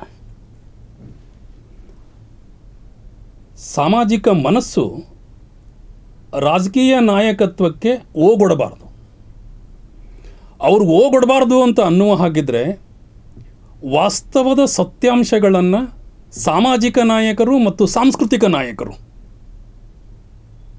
ಸಾಮಾಜಿಕ ಮನಸ್ಸನ್ನು ತಿಳಿಗೊಳ್ಳುವ ಹಾಗೆ, ಸಾಮಾಜಿಕ ಮನಸ್ಸನ್ನು ಸ್ಥಿತಪ್ರಜ್ಞೆಯಲ್ಲಿ ಇರುವ ಹಾಗೆ ನೋಡುವ ಕಾರ್ಯ ಅವ್ರಿಗೆ ಆಗಬೇಕಾಗಿದೆ ಅಂತ ಅನಿಸುತ್ತೆ. ಹೀಗಾಗಿ ಅದು ಹೇಳಿದ ಸರಿ ಇದೆ, ರಾಜಕಾರಣಿಗಳು ತಮ್ಮ ಸ್ವಲಾಭಕ್ಕೋಸ್ಕರವಾಗಿ ಏನನ್ನೂ ಮಾಡಲಿಕ್ಕೆ ಸಿದ್ಧರಿದ್ದಾರೆ. ಆದರೆ ಸಾಮಾಜಿಕ ಮತ್ತು ಸಾಂಸ್ಕೃತಿಕ ನಾಯಕರು ಇಂಥದ್ದಕ್ಕೆ ಬಲಿ ಆಗದೇ ಇರೋದರಿಂದಾಗಿ ಅಂಥವರು ಈ ಸಾಮಾಜಿಕ ಮನಸ್ಥಿತಿಯನ್ನು ಆರೋಗ್ಯಕರವಾದ ರೀತಿಯಲ್ಲಿ ಇಡೋದಕ್ಕೆ ಶ್ರಮಿಸುವ ಅಗತ್ಯ ಇದೆ ಅಂತ ನಾನಾದರೂ ಅಂದ್ಕೊಳ್ತೇನೆ. ನಮ್ಮ ದಲಿತ ಮುಖಂಡರಲ್ಲಿ, ನಮ್ಮ ಸಾಹಿತ್ಯಗಳಲ್ಲಿ ಅಂದರೆ ದಲಿತರಿಗೆ ಸಂಬಂಧಪಟ್ಟ ಸಾಹಿತ್ಯಗಳನ್ನು ನಮ್ಮ ದಲಿತರು ಬರೆದ್ರೆ ಮಾತ್ರ ದಲಿತ ಸಾಹಿತ್ಯ ಆಗುತ್ತಾ? ದಲಿತೇತರರು ದಲಿತ ಸಾಹಿತ್ಯವನ್ನು ಬರೆಯೋಕ್ಕಾಗಲ್ವಾ ಅನ್ನೋ ಒಂದು ಪ್ರಶ್ನೆ. ಆಮೇಲೆ ಅದೇ ರೀತಿ ಸಂವಿಧಾನದ ಬಗ್ಗೆ ಇವತ್ತು ನಿಮಗೆಲ್ಲ ಈ ಕೋಮುವಾದಿಗಳ ಬಗ್ಗೆ ಎಲ್ಲ ಮಾತಾಡ್ತಾ ಇದ್ವಿ. ಎಂಥ ದುರಂತ ಅಂದರೆ ಇದು, ಈ ಸಂವಿಧಾನದ ಮುಖಪುಟ ಇದೆಯಲ್ಲ, ಅದರ ಒಳಗಡೆ ನಮ್ಮ ಪ್ರಧಾನಮಂತ್ರಿ ನರೇಂದ್ರ ಮೋದಿಯವರು ಫೋಟೋ ಹಾಕಿ ಸಂವಿಧಾನಕ್ಕೆ ಕೈ ಮುಗಿದು ಈ ಮೊನ್ನೆ ನವೆಂಬರ್ 26ನೇ ತಾರೀಕು ಒಂದು ದೊಡ್ಡ ಜಾಹೀರಾತನ್ನು ಇಡೀ ದೇಶದಾದ್ಯಂತ ಪ್ರಚಾರಕ್ಕೆ ಅವರು ಬಳಸ್ಕೊಂಡ್ರು. ಇದೆಲ್ಲ ನೋಡಿದಾಗ ಕೋಮುವಾದಿಗಳು ಸಂವಿಧಾನದ ಸಂರಕ್ಷಣೆ ಮಾಡ್ತೀವಿ ಅಂತ 2 ದಿನಗಳ ಕಾಲ ಚರ್ಚೆ ಮಾಡಿ ಆ ಸಂವಿಧಾನದ ಆಶಯಗಳನ್ನು ನಿರ್ಜೀವ ಮಾಡೋ ದಿಕ್ಕಿನಲ್ಲಿ ಹೋಗ್ತಾ ಇದ್ದಾರೆ ಅಂತ ಭಾವನೆ ಅಂತೂ ಖಂಡಿತ ದಲಿತ ಚಳುವಳಿಗೆ ಅರ್ಥ ಆಗ್ತಾ ಇದೆ. ಇದ್ರ ಬಗ್ಗೆ ಏನು ಹೇಳ್ತೀರಿ ಸರ್? ಇದರಲ್ಲಿ 2 ಪ್ರಶ್ನೆಗಳಿವೆ ನಿಮ್ಮದ್ರಲ್ಲಿ. ಒಂದು ದಲಿತ ಸಾಹಿತ್ಯಕ್ಕೆ ಸಂಬಂಧಪಟ್ಟಂತಹದ್ದು, ಎರಡನೇದು ಸಂವಿಧಾನ ಮತ್ತು ಮೋದಿಯವರು ಮತ್ತೆ ರಾಜಕೀಯಕ್ಕೆ ಆ ಕಡೆಗೆ ತಿರುಗಿಸುವ ಪ್ರಶ್ನೆ. ಅದಕ್ಕೆ ಬರೋಕ್ಕಿಂತ ಮುಂಚೆ ಸಾಹಿತ್ಯದ ಬಗ್ಗೆ ಒಂದೇನಿದೆ, ದಲಿತರೇ ಬರೆದದ್ದು ದಲಿತ ಸಾಹಿತ್ಯ ಆಗುತ್ತೆ ಅನ್ನುವಂತಹ ವಿಚಾರವನ್ನು ಆರಂಭದಲ್ಲಿ ಹೇಳಿದ್ದಿದೆ ಕೆಲವರು. ಆದರೆ ಅದನ್ನು ಪರಿಷ್ಕರಣಕ್ಕೆ ಒಳಗು ಮಾಡಲಾಗಿದೆ. ಯಾವ ರೀತಿಯಲ್ಲಿ ಪರಿಷ್ಕರಣೆ ಮಾಡಲಾಯಿತು ಅಂದರೆ, ದಲಿತರು, ದಲಿತೇತರರು, ದಲಿತ ಪ್ರಜ್ಞೆಯಿಂದ ಬರೆದದ್ದು ದಲಿತ ಸಾಹಿತ್ಯವಾಗುತ್ತದೆ. ದಲಿತ ಪ್ರಜ್ಞೆ ಅಂದರೆ ಏನು, ಯಾವುದು ಅನ್ನುವಂಥದ್ದು ಹೆಚ್ಚು ವಿವರಣಾತ್ಮಕವಾಗಿರುವಂಥದ್ದು, ಅದರಲ್ಲಿ ಏನೇನೆಲ್ಲ ಒಳಗೊಳ್ಳುತ್ತದೆ ಅಂತನ್ನುವಂಥದ್ದನ್ನು ಹೇಳುವಂಥದ್ದು. ಹೀಗಾಗಿ ಆ ಪ್ರಜ್ಞೆ, ದಲಿತ ಪ್ರಜ್ಞೆ ಅನ್ನುವಂಥದ್ದು ಯಾರಲ್ಲಿ ಇದೆಯೋ ಅವನು ದಲಿತನೇ ಆಗಬೇಕಾಗಿಲ್ಲ. ಒಬ್ಬ ಮುಸ್ಲಿಮ್ನೂ ಆಗಿರಬಹುದು, ಒಬ್ಬ ಕ್ರೈಸ್ತನೂ ಆಗಿರಬಹುದು, ಅಥವಾ ಮತ್ತಿನ್ಯಾರೇ ಆಗಿರಬಹುದು. ಆ ದಲಿತ ಪ್ರಜ್ಞೆಯನ್ನು ಇಟ್ಕೊಂಡು ಯಾರು ಬರೆದ್ರೂ ಕೂಡ ಅದು ದಲಿತ ಸಾಹಿತ್ಯ ಆಗುತ್ತೆ. ಹೀಗಾಗಿ ದಲಿತರೇ ಬರೆದದ್ದು ದಲಿತ ಸಾಹಿತ್ಯ ಆಗುತ್ತೆ ಅಂತ ಇಲ್ಲ. ಆದರೆ ಒಂದು ಕಾಲಘಟ್ಟದಲ್ಲಿ ದಲಿತರೇ ಬರೆದದ್ದು ದಲಿತ ಸಾಹಿತ್ಯ ಆಗ್ತದೆ ಅಂತ ಅಂದ್ಕೊಂಡ್ಬಿಟ್ಟು ವಾದ ಮಾಡಿದ್ದಿತ್ತು. ಅದಕ್ಕೆ ನಾನು ಭಾಳ ಕಠೋರವಾಗಿಯೇ ವಿರೋಧ ಮಾಡಿದೆ. ನಾನು ಎಷ್ಟರ ಮಟ್ಟಿಗೆ ವಿರೋಧ ಮಾಡಿದೆ ಅದಕ್ಕೆ ಅಂತಂದರೆ, ನೀವು ದಲಿತರೇ ಬರೆದದ್ದು ದಲಿತ ಸಾಹಿತ್ಯ ಆಗುತ್ತೆ ಅಂತ ಹೇಳಿದ್ರೆ, ಊರಲ್ಲಿ ಹೇಗೆ ದಲಿತ ಕೇರಿಗಳಿವೆಯೋ ಹಾಗೆ ನೀವು ಸಾಹಿತ್ಯದಲ್ಲಿಯೇ ಒಂದು ದಲಿತ ಕೇರಿಯನ್ನು ನಿರ್ಮಾಣ ಮಾಡ್ತೀರಿ. ಊರಲ್ಲಿ ಹೇಗೆ ಹೊಲಗೇರಿ ಮಾದಿಗರ ಕೇರಿಗಳು ಅಂತ ಅಂದ್ಕೊಂಡ್ಬಿಟ್ಟು ಗುರುತಿಸಲಾಗುತ್ತೋ ಹಾಗೆ ಸಾಹಿತ್ಯದಲ್ಲಿಯೂ ಕೂಡ ಈ ಕೇರಿಗಳನ್ನು ನೀವು ಗುರುತಿಸೋದಕ್ಕೆ ಸಾಹಿತ್ಯವನ್ನು ಪ್ರತ್ಯೇಕ ಮಾಡಿದ ಹಾಗೆ ಆಗುತ್ತೆ. ಹೀಗೆ ಮಾಡಬೇಡಿ. ದಲಿತರ ಬರೆದ ಸಾಹಿತ್ಯ ಅಂದರೆ ಒಂದೇ ವಾರ್ಡಿನ ರೋಗಿಗಳು ನರಳಿದ ಸಾಹಿತ್ಯ ಆಗಬಾರ್ದು. ಹಾಗೆ ಮಾಡಬೇಡಿ. ಹಾಗೆ ಮಾಡಿದ್ರೆ ನೀವು ಸಾಹಿತ್ಯ ಕ್ಷೇತ್ರಕ್ಕೆ ಅವಮಾನ ಮಾಡಿದ ಹಾಗೆ ಆಗುತ್ತೆ. ಈ ಕಾರಣದಿಂದ ದಲಿತ ಸಾಹಿತ್ಯದ ಬಗ್ಗೆ ಯಾರೇ ಬರೆದ್ರೂ ಕೂಡ ದಲಿತ ಸಾಹಿತ್ಯ ಆಗುತ್ತೆ. ಆದರೆ ಅವರು ದಲಿತ ಪ್ರಜ್ಞೆಯಿಂದ ಬರೆದಿರಬೇಕು. ಅಸ್ಪೃಶ್ಯತೆಯನ್ನು ಆಚರಣೆ ಮಾಡುವ ಜಡತ್ವದ ಮನಸ್ಥಿತಿಯನ್ನು ಇಟ್ಕೊಂಡ ಧೋರಣೆಗಳನ್ನು ಇಟ್ಕೊಂಡ್ಬಿಟ್ಟು ಅವ್ರು ಬರೀತಾರೆ ಅಂತಂದರೆ ಅಂಥದ್ದನ್ನು ದಲಿತ ಸಾಹಿತ್ಯ ಅಂತ ಕರೆಯೋದಕ್ಕೆ ಸಾಧ್ಯ ಇಲ್ಲ. ಯಾವುದನ್ನು ಮೀರಬೇಕು, ಯಾವುದನ್ನು ಅನುಸರಿಸ್ಕೊಂಡು ಹೋಗಬೇಕು ಅನ್ನುವಂಥದ್ದನ್ನು ಹೇಳುವಂಥದ್ದೇ ದಲಿತ ಪ್ರಜ್ಞೆ ಆಗಿರ್ತದೆ. ಹೀಗಾಗಿ ದಲಿತ ಪ್ರಜ್ಞೆಗೆ ಎಲ್ಲಿಲ್ಲದ ಮಹತ್ವ ಇದೆ ಅಂತ ನಾನು ಅಂದ್ಕೊಳ್ತೇನೆ. ಇಲ್ಲಿ ಎರಡನೆಯ ಪ್ರಶ್ನೆ, ಸಂವಿಧಾನ ಮತ್ತು ಮುಖಪುಟದ ಒಳಗಡೆ ಮೋದಿಯವರ ಗೋಡಸೆ ಸಂಸ್ಕೃತಿ ಅನ್ನುವಂಥದ್ದು ಬಳಕೆ ಇಲ್ಲದೆ, ಕೈ ಮುಗಿದು ಅವರು ಗುಂಡನ್ನು ಹಾರಿಸಿದ್ರು. ಅಂದರೆ ಯಾವ ಸಂಸ್ಕೃತಿಯ ಪ್ರತಿನಿಧಿತ್ವವನ್ನು ವಹಿಸಿ ರಾಜಕೀಯ ಪಕ್ಷಗಳು ಮುಂದ್ಗಡೆ ನಿಂತ್ಕೊಂಡಿವೆಯೋ ಅವು ಇದರ ಮುಂದುವರಿಕೆಯೇ ಅನ್ನುವಂತಹ ಪ್ರಶ್ನೆಯನ್ನು ಪರೋಕ್ಷವಾಗಿ ಅದು ಹೇಳುತ್ತೆ. ಹೀಗಾಗಿ ಇಂತಹ ಚಟುವಟಿಕೆಗಳು ನಾವು ಸಂದೇಹದಿಂದಲೇ ನೋಡಬೇಕಾಗತ್ತೆ. ಇಂಥವುಗಳನ್ನು ಸಂದೇಹದಿಂದ ನೋಡಿದಾಗ ಒಂದು ವೇಳೆ ಅಂತಹ ಮನೋಭಾವನೆಯಿಂದ ಅದು ಹೊರಟದ್ದೇ ಆದರೆ ಆ ಮನೋಭಾವನೆ ಏನಾಗುತ್ತೆ, ಬದಲಾವಣೆ ಆಗೋದಕ್ಕೆ ಅದು ಕಾರಣ ಆಗತ್ತೆ. ಹೀಗಾಗಿ ಸಾಮಾಜಿಕ ಚಿಂತಕರು ಮತ್ತು ಹೋರಾಟಗಾರರು ಈ ನೆಲೆಯಿಂದ ಒಂದು ಸಾರ್ವತ್ರಿಕ ನೆಲೆಗೆ ಸಂದೇಶವನ್ನು ರವಾನಿಸುವ ಅಥವಾ ಅದನ್ನು ಪರಿವರ್ತಿಸುವ, ತಿಳಿ ಹೇಳುವ ಕೆಲಸವನ್ನು ಸಂಘಟನೆಗಳು ಒಳಗೊಂಡಂತೆ ಮಾಡುವ ಅಗತ್ಯ ಇದೆ ಅಂತ ಅಂದ್ಕೊಂಡ್ಬಿಟ್ಟು ನಾನು ಅಂದ್ಕೊಳ್ತೇನೆ.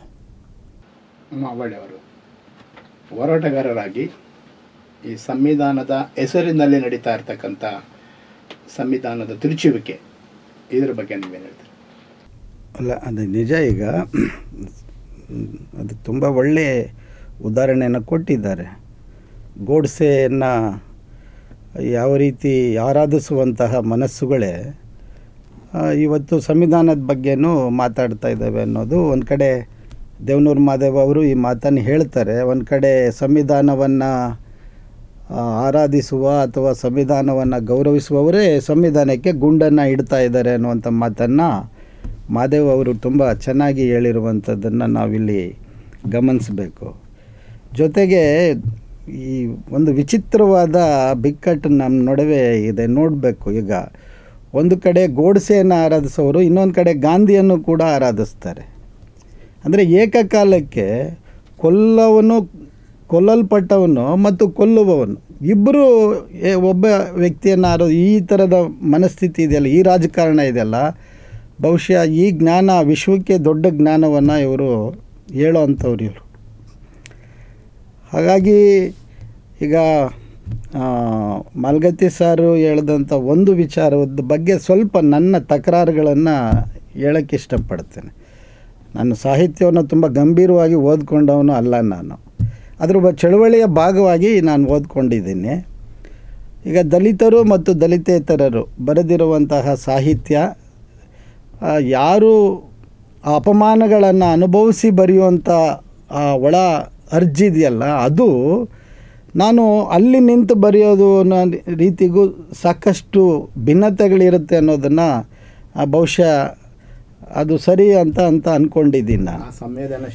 ಆ ಸಂವೇದನೆ. ಆಮೇಲೆ ಒಂದು ದಲಿತ ಪ್ರಜ್ಞೆ ಅನ್ನುವಂಥದ್ದು ಅದು ಸಾರ್ವಕಾಲಿಕ ಪ್ರಜ್ಞೆ ಆಗಿರೋದಿಲ್ಲ. ಅದು ಈಗ ಒಬ್ಬ ಬೇರೆ ಸಮುದಾಯದಲ್ಲಿ ಬಂದಂತಹ ವ್ಯಕ್ತಿಯ ಒಂದು ಪ್ರಜ್ಞಾ ವ್ಯವಸ್ಥೆ ಇದೆಯಲ್ಲ, ಅದು ಒಬ್ಬ ದಲಿತನ ಪ್ರಜ್ಞೆ ಆಗಿರೋದಕ್ಕೆ ಕಷ್ಟ ಆಗಿರುತ್ತೆ. ಯಾಕಂದರೆ ದಿನ ಬದುಕಿನಲ್ಲಿ ಅವನು ದೈನಂದಿನ ಬದುಕಿನಲ್ಲಿ ಅನುಭವಿಸಿದ ಸಂಕಟಗಳಿರ್ತವಲ್ಲ, ಜೊತೆಯಲ್ಲಿದ್ದರೂ ಕೂಡ ಅವನು ಯಾರು ಗೊತ್ತೇನೋ ಅವನು ಶೆಡ್ಯೂಲ್ ಕಾಸ್ಟ್ನವನು, ಅಂದರೆ ನಮ್ಮ ನಡುವೆನೇ ಇರ್ತಾರೆ, ನಾವು ಜೊತೆಯಲ್ಲಿ ಇರ್ತೀವಿ, ಅವನು SC ಕಣೋ ಅಂದಾಗ ಎಂಥ ಒಂದು ಇಮ್ಯುಲೇಷನ್ ಆಗುತ್ತೆ. ಅಂದರೆ ಒಂದು ಸಾಂಕೇತಿಕವಾಗಿ ಮಾತನ್ನು ಹೇಳಿದೆ, ಅದನ್ನು ವಿಸ್ತರಿಸ್ಕೊಳ್ತಾ ಹೋದರೆ ಅದು ಎಲ್ಲಿಗೋ ಹೋಗುತ್ತೆ, ದೂರಕ್ಕೆ ಹೋಗ್ಬಿಡುತ್ತೆ.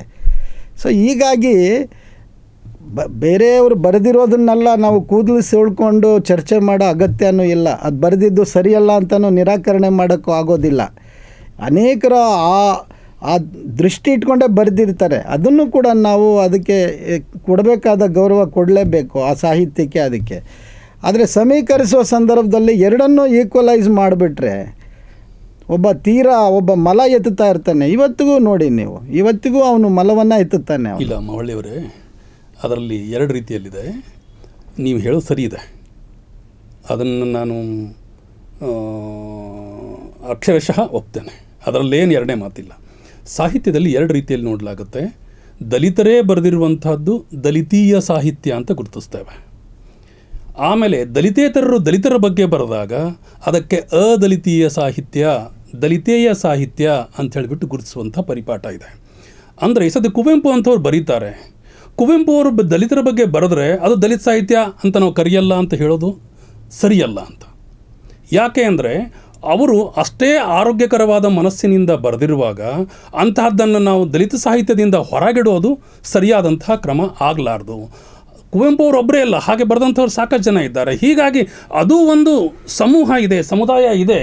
ಆ ಸಮುದಾಯ ಏನು ಹೇಳ್ತಾ ಇದೆ ದಲಿತರ ಬಗ್ಗೆ ಅನ್ನುವಂಥದ್ದು ಕೂಡ ನಾವು ನೋಡುವ ಅಗತ್ಯ ಇದೆ. ಅದನ್ನು ಏನಾಗ್ತದೆ, ಹೀಗಾಗಿ ದಲಿತರು ಹೆಚ್ಚು ಬರೆದದ್ದು ಅಥೆಂಟಿಕ್ ಆಗಿರುತ್ತೆ. ಹೀಗಾಗಿ ದಲಿತರದು ಅಥೆಂಟಿಕ್ ಆಗಿರ್ತದೆ. ದಲಿತರು ಎಷ್ಟು ಅಥೆಂಟಿಕ್ ಆಗಿ ಬರೀಲಿಕ್ಕೆ ಸಾಧ್ಯ ಇದೆಯೋ ಹಾಗೆ ಇವರು ಬರೆಯದೇ ಇರಬಹುದು. ಆದರೆ ಒಂದು ಸಾಮಾಜಿಕ ವ್ಯವಸ್ಥೆಯಲ್ಲಿ ಬದಲಾವಣೆ ಬೇಕು ಅಂತ ಅನ್ನುವ ಹಾಗಿದ್ರೆ ಬದಲಾವಣೆ ತರುವಂತಹ ಸಂದರ್ಭದಲ್ಲಿ ಒಂದೇ ಕೈಯಿಂದ ಚಪ್ಪಾಳೆ ಆಗದು, ಅದಕ್ಕೆ ಎರಡೂ ಕೈಗಳು ಸೇರಬೇಕು. ಆವಾಗ ಸಾಮಾಜಿಕ ಬದಲಾವಣೆ ಅನ್ನುವಂಥದ್ದು ಸಾಧ್ಯ, ಇಲ್ಲದೆ ಹೋದರೆ ಸಾಧ್ಯ ಆಗಲ್ಲ. ಹೀಗಾಗಿ ನಾವು ಏನು ಮಾಡಿದ್ವಿ ಅಂತಂದರೆ ದಲಿತ ಸಂವೇದನೆ ಅನ್ನುವಂತಹ ಪದವನ್ನು ಬಳಕೆಗೆ ತಂದ್ವಿ. ದಲಿತರ ಬಗ್ಗೆ ಸಂವೇದನೆಗಳನ್ನು ಇಟ್ಕೊಂಡ್ಬಿಟ್ಟು ಯಾರು ಬರೀತಾರೆಯೋ ಅದು ಕೂಡ ದಲಿತ ಸಾಹಿತ್ಯ ಆಗುತ್ತೆ. ಈ ಸದ್ಯ ಒಬ್ಬ ಕ್ರೈಸ್ತರೇ ಇರಲಿ, ಮುಸ್ಲಿಮ್ನೇ ಇರಲಿ, ಬ್ರಾಹ್ಮಣನೇ ಇರಲಿ, ಅವರು ದಲಿತರ ಬಗ್ಗೆ ಕಳಕಳಿ ಹೊಂದಿದ್ದೇ ಆಗಿದ್ದರೆ ಆ ಕಳಕಳಿಯನ್ನು ಇಟ್ಕೊಂಡ್ಬಿಟ್ಟು ಅವ್ರು ಬರೀಬಹುದು. ಅದು ಅನುಭವ ಮತ್ತು ಅಭಿವ್ಯಕ್ತಿಯಲ್ಲಿ ವ್ಯತ್ಯಾಸಗಳಿವೆ, ಇಲ್ಲ ಅಂತ ಹೇಳೋದಕ್ಕಾಗೋದಿಲ್ಲ. ಆದರೆ ವ್ಯತ್ಯಾಸಗಳಿದ್ದಾಗಲೂ ಕೂಡ ಆ ವ್ಯತ್ಯಾಸವನ್ನೇ ಮಾನದಂಡ ಇಟ್ಕೊಂಡ್ಬಿಟ್ಟು ಎಲ್ಲವನ್ನೂ ಸಾರಾಸಗಟಾಗಿ ತೆಗೆದು ಹಾಕುವಂಥದ್ದು ಒಂದು ಸಾಹಿತ್ಯಕ್ಕೆ ಗೌರವಯುತವಾದಂತಹ ಸಂಗತಿ ಅಂತ ಅನಿಸಲ್ಲ. ಮತ್ತು ವ್ಯಾಪ್ತಿ ಇದೆ ಅಲ್ವಾ, ಅದು ಮುಖ್ಯವಾಗಿರ್ತದೆ. ವ್ಯಾಪ್ತಿ ಅನ್ನುವಂಥದ್ದು ಇದರ ಅರ್ಥ ಸಮಾಜದ ಬದಲಾವಣೆಯ ದೃಷ್ಟಿಯಿಂದ ನಾನು ಹೇಳ್ತಾ ಇರೋದು. ಹೀಗಾಗಿ ದಲಿತ ಸಂವೇದನೆ ಅನ್ನುವಂತಹ ಪದ ಇರೋದು ಬಳಕೆಗೆ ಬಂದಿರೋದು ಈ ಕಾರಣದಿಂದಾಗಿ. ದಲಿತ ಪ್ರಜ್ಞೆ ಅನ್ನುವಂಥದ್ದು ಪದ ಮತ್ತು ದಲಿತರೇ ಬರೆದಿರುವಂಥದ್ದು, ಅದನ್ನು ಪ್ರತ್ಯೇಕವಾಗಿಯೇ ನೋಡುವ ಅಗತ್ಯ ಇದೆ ಅನ್ನುವಂಥ ವಾದವೂ ಇದೆ, ಅದನ್ನು ಪ್ರತ್ಯೇಕವಾಗಿ ನೋಡುವಂಥ ಪರಿಕ್ರಮವೂ ಇದೆ. ಹಾಗೆಯೇ ದಲಿತೇತರರು ಬರೆದಿರುವಂಥದ್ದು ಪ್ರತ್ಯೇಕವಾಗಿಯೇ ನೋಡುವಂತಹ ಪರಿಕ್ರಮ ಕೂಡ ಇದೆ. ಹೀಗಾಗಿ ಎರಡನ್ನೂ ಒಟ್ಟಿಗೆ ಸೇರಿದಾಗಲೂ ಕೂಡ ಏನಾಗುತ್ತೆ, ಅದು ದಲಿತ ಸಾಹಿತ್ಯದ ಮುಖ ಆಗುತ್ತೆ, ಒಂದು ಸಮಗ್ರತೆಯನ್ನು ಕೊಡ್ತದೆ. ನಾವು ಸಮಾಜವನ್ನು ಸಮಗ್ರವಾಗಿ ನೋಡುವಂಥದ್ದನ್ನು ಮುಂದೆ ಮಾಡಬೇಕೇ ವಿನಃ ಬರೀ ಪಾರ್ಶ್ವಿಕವಾಗಿ ನೋಡುವಂಥದ್ದು ಸರಿಯಾದಂಥ ಕ್ರಮ ಆಗಲಾರ್ದು. ಸ್ವಲ್ಪ ಅದನ್ನು ನಾನು ಇನ್ನಷ್ಟು ಅದು ನೀವು ಹೇಳೋದನ್ನು ಒಪ್ತೇನೆ. ಬಟ್ ಈಗೇನಾಯಿತು ನೋಡಿ, ಧರ್ಮಸ್ಥಳದ ಕನ್ನಡ ಸಾಹಿತ್ಯ ಸಮ್ಮೇಳನ ನಡೆಯುವಾಗ ಚನ್ನಣ್ಣ ವಾಲಿಕಾರ ಮತ್ತು ಇತರರು ಒಂದು ಇದನ್ನು ಕೊಟ್ಟರು ಮನವಿ. ಸಾಹಿತ್ಯದಲ್ಲೂ ಕೂಡ ಸಾಹಿತ್ಯ ಸಮ್ಮೇಳನದಲ್ಲಿ ದಲಿತ ಸಾಹಿತ್ಯದ ಬಗ್ಗೆ ಒಂದು ಗೋಷ್ಠಿ ಇರಬೇಕು ಅಂತ ಹೇಳಿದಾಗ ಆಗ ನಮ್ಮ ಹಂಪ ನಾಗರಾಜಯ್ಯನವ್ರು ಏನು ಹೇಳಿದ್ರು, ಕನ್ನಡ ಸಾಹಿತ್ಯದಲ್ಲಿ ಕಲಿತ ಬಲಿತ ಗೆಲಿತ ಅಂತ ಇಲ್ಲ, ಸಾಹಿತ್ಯ ಒಂದೇನೆ ಅಂತ ಹೇಳಿದ್ರು. ಆಗ ಹುಟ್ಕೊಂಡಂತಹ ಚರ್ಚೆಗಳು ಅನೇಕ ರೀತಿಯ ವ್ಯಾಖ್ಯಾನಗಳನ್ನು ಕೊಟ್ಟವು.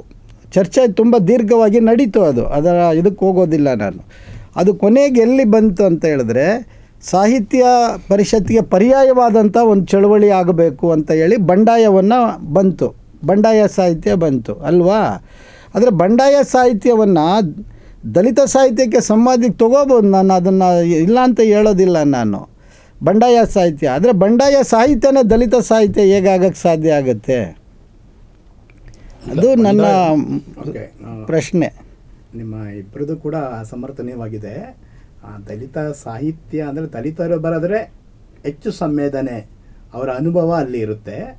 ಆದರೆ ಅಷ್ಟೇ ಅನುಭವದ ಜೊತೆಗೆ ಯಾರು ಅದನ್ನು ಗ್ರಹಿಸಿ ಬರೀತಾರಲ್ಲ, ಕುವೆಂಪು ಅಂತವರು, ಅದಕ್ಕೂ ಕೂಡ ನಾವು ಮಾನ್ಯತೆ ಕೊಡಬೇಕು ಅನ್ನೋದು ಇದೆಯಲ್ಲ. ಎರಡು ಹೌದು, ನಾನು ಒಪ್ತೀನಿ. ಕೊನೆಗೆ ಬರೋಣ. ಇನ್ನೊಂದು ಮಾತನ್ನು ನಾನು ಇದನ್ನು ಮಾಡ್ತೇನೆ. ಒಂದೇನು ಅಂತಂದರೆ, ದಲಿತ ಅನ್ನುವಂಥದ್ದು ಒಂದು ಸಿದ್ಧಾಂತ, ದಲಿತ ಅನ್ನುವಂಥದ್ದು ಒಂದು ಆಲೋಚನಾ ಕ್ರಮ. ಅದು ಯಾವುದೇ ಒಂದು ಜಾತಿಗೆ, ಒಂದು ಸಮುದಾಯಕ್ಕೆ ಸಂಬಂಧಪಟ್ಟಂತಹ ಪದ ಅಂತ ಅದನ್ನು ಅಂಟಿಸುವ ಹಾಗಿಲ್ಲ. ದಲಿತ ಒಂದು ಸಿದ್ಧಾಂತವನ್ನು ಇಟ್ಕೊಂಡು ಬಿಟ್ಟು ಮುಂದೆ ಮಾಡಿರುವಂಥದ್ದು ಒಂದು ಆಲೋಚನಾ ಕ್ರಮ ಅದು ದಲಿತ ಅನ್ನುವಂಥದ್ದು. ಈಗ ನವೋದಯ ಸಾಹಿತ್ಯ ಅಂತ ಇದೆ. ನವೋದಯ ಸಾಹಿತ್ಯ ಅಂತನ್ನುವಂಥದ್ದು ನವೋದಯದ ಸಂದರ್ಭದಲ್ಲಿ ಬರೆದಿರುವಂಥವ್ರು ಎಲ್ಲರೂ ಬ್ರಾಹ್ಮಣರೇ. ಹೌದು. ಆದರೆ ಅದನ್ನು ಬ್ರಾಹ್ಮಣ ಸಾಹಿತ್ಯ ಅಂತ ಕರೀತಾರೆ ಯಾರಾದರೂ? ಕರೆಯಲ್ಲ, ನವೋದಯ ಸಾಹಿತ್ಯ ಅಂತ ಕರೀತಾರೆ. ಹಾಗೆಯೇ ನವೋದಯ ಸಾಹಿತ್ಯ ಅಂತ ಹೇಗೆ ಕರೀತಾರೆಯೋ ಹಾಗೆ ಇದು ದಲಿತ ಸಾಹಿತ್ಯ. ಅದಕ್ಕೆ ಕೆಲವ್ರಲ್ಲಿ ಏನಾಯಿತು, ಸಿದ್ಧಲಿಂಗಯ್ಯನಂತವರಾಗಲಿ ಕೆಲವರೆಲ್ಲ ಏನು ಮಾಡಿದ್ರು, ನನ್ನನ್ನು ದಲಿತ ಸಾಹಿತಿ ಅಂತ ಕರಿಬೇಡಿ, ದಲಿತ ಕವಿ ಅಂತ ಕರಿಬೇಡಿ, ದಲಿತ ಸಾಹಿತ್ಯ ಅಂತ ಕರಿಬೇಡಿ ಅಂತ ಹೇಳಿದವರು ಇದ್ದಾರೆ, ದಲಿತ ಕವಿ ಅಂತ ಕರಿಬೇಡಿ ಅಂತ ಹೇಳಿದವರು ಇದ್ದಾರೆ. ಕಾರಣ ಏನು ಅಂತಂದರೆ, ಯಾವಾಗ ದಲಿತ ಅನ್ನುವಂತಹ ಪದ ಜಾತಿಗೆ ಮತ್ತು ಅನ್ವಯ ಮಾಡಲಿಕ್ಕೆ ಶುರು ಮಾಡಿದ್ರು, ಆವಾಗ ಅದು ನನ್ನನ್ನು ದಲಿತ ಕವಿ ಅಂತ ಕರಿಬೇಡಿ ಅನ್ನುವ ಒಂದು ಮನಸ್ಥಿತಿಗೆ ತಂದು ನಿಂತಹ ಸಂದರ್ಭ ಅದು. ಆದರೆ ಅವ್ರದ್ದು ಎದ್ಲು ಸಿದ್ಧಲಿಂಗಯ್ಯನವ್ರು ನನ್ನನ್ನು ದಲಿತ ಅಂತ ಕರಿಬೇಡಿ ಅಂತ ಹೇಳಿಲ್ಲ. ಹೌದು. ಆದರೆ ಒಂದು ಅಂಟಿಸೋದಿದೆ ಅಲ್ವಾ, ಅದು ಸರಿಯಲ್ಲ ಅಂತ ಹೇಳಿದರು. ಅದಕ್ಕೆ ದಲಿತ ಅನ್ನುವಂಥದ್ದು ಒಂದು ಸಿದ್ಧಾಂತವೇ ವಿನಃ, ಒಂದು ಆಲೋಚನಾ ಕ್ರಮವೇ ವಿನಃ, ಒಂದು ಜನ ಸಮೂಹದಿಂದ ಎದ್ದು ಬಂದಂತಹ ಆಲೋಚನಾ ಕ್ರಮ. ಹೌದು. ಸರ್ ಚರ್ಚೆ ಕೊನೆ ಹಂತಕ್ಕೆ ಬರೋಣ. ಇದನ್ನು ನಾವು ಸಮಾರೋಪಗೊಳಿಸೋದಾದರೆ, ಇತ್ತೀಚಿನ ಕಳೆದ ಒಂದು 3-4 ದಶಕಗಳಿಂದೀಚೆಗೆ ಭಾರತ ದೇಶದ ಆರ್ಥಿಕ ಪರಿಸ್ಥಿತಿಯ LPG ಲಿಬರಲೈಸೇಷನ್, ಪ್ರೈವೇಟೈಸೇಷನ್, ಗ್ಲೋಬಲೈಸೇಷನ್ ಅನ್ನೋ ಹೆಸರಿನಲ್ಲಿ ಆವರಿಸ್ಕೊಂಡ್ಬಿಟ್ಟಿದೆ. ಇದು ಬಂದಾದ ಮೇಲೆ ಮೀಸಲಾತಿ ಅನ್ನೋದು ಕೂಡ ಮರೀಚಿಕೆ ಆಗ್ತಾ ಇದೆ. ಈ ಒಂದು ಏನು ಆರ್ಥಿಕ ಶೋಷಣೆ ಎಲ್ಲ ಜನ ಸಮುದಾಯಕ್ಕೂ ಕೂಡ ಅದು ಹೆಚ್ಚಾಗ್ತಾ ಇದೆ. ಅದ್ರ ಜೊತೆಯಲ್ಲಿ ಆರ್ಥಿಕ ಶೋಷಣೆ ಹೆಚ್ಚಾಗ್ತಾ ಇದ್ದಾಗ ಸಾಮಾಜಿಕ ದಮನವೂ ಕೂಡ ಕಡಿಮೆ ಏನಾಗ್ತಾ ಇಲ್ಲ. ಹಾಗಾಗಿ ಮಾರ್ಕ್ಸ್ವಾದಿಗಳ ಒಂದು ಹೋರಾಟ ಏನಿದೆಯಲ್ಲ, ಆರ್ಥಿಕ ಶೋಷಣೆಯ ವಿರುದ್ಧದ ಹೋರಾಟದಲ್ಲಿ, ಅಂದರೆ ವರ್ಗ ಸಂಘರ್ಷದ ಹೋರಾಟದಲ್ಲಿ, ಸಾಮಾಜಿಕ ದಮನದ ವಿರುದ್ಧದ ಹೋರಾಟವೂ ಕೂಡ, ಅಂದರೆ ಮುಖ್ಯವಾಹಿನಿಯ ಹೋರಾಟಕ್ಕೆ ಸೇರ್ಕೋಬೇಕು ಅನ್ನೋ ಒಂದು ವಿಚಾರ ಇದೆಯಲ್ಲ, ಅದು ಇನ್ನೂ ಕೂಡ ಅಷ್ಟು ದೊಡ್ಡ ಪ್ರಮಾಣದಲ್ಲಿ ಆಗ್ತಾ ಇಲ್ಲ. ಹಾಗಾಗಿ ಈ ಒಂದು ಹೋರಾಟದ ಒಟ್ಟಾರೆಯ ಪರಿಕಲ್ಪನೆಯನ್ನು ನೋಡಿದಾಗ ಇನ್ನೂ ಕೂಡ 2 ಚಳವಳಿಗಳು, ಈಗ ಅಂಬೇಡ್ಕರ್ ಅವರು ಕೂಡ ಮಾರ್ಕ್ಸ್ವಾದದಲ್ಲಿ ಅನೇಕ ವಿಚಾರಗಳಲ್ಲಿ ಸಮಾನತೆ, ಇಂತಹ ವಿಚಾರಗಳಲ್ಲಿ ಸಾಮಾಜಿಕ ನ್ಯಾಯ ವಿಚಾರಗಳಲ್ಲಿ ಸಾಮ್ಯತೆ ಹೊಂದಿದ್ರು. ಹೀಗಾಗಿ ಇವತ್ತಿನ ದಲಿತ ಚಳವಳಿ ಮತ್ತು ಮಾರ್ಕ್ಸ್ವಾದಿಗಳ ಈ ವರ್ಗ ಸಂಘರ್ಷದ ಚಳವಳಿ 2 ಕೂಡ ಮುಖ್ಯವಾಹಿನಿ ಚಳವಳಿಯಾಗಿ ಸೇರ್ಪಡೆ ಆಗಬೇಕು. RB ಮೋರೆ ಅಂತ ನೀವೆಲ್ಲ ಹೆಸರು ಕೇಳಿದಿರಿ. ಅವರು ಅಂಬೇಡ್ಕರ್ ಅವರ ಅನುಯಾಯಿಗಳು. ಅಂಬೇಡ್ಕರ್ ಅವರ ಹೇಳ್ಬಿಟ್ಟು ಅವರು ದಲಿತ ಚಳವಳಿಯಿಂದ ಬಂದು ಅವರು ಕಮ್ಯುನಿಸ್ಟ್ ಚಳವಳಿಗೆ ಅವರು ಅರ್ಪಿಸ್ಕೊಂಡ್ರು.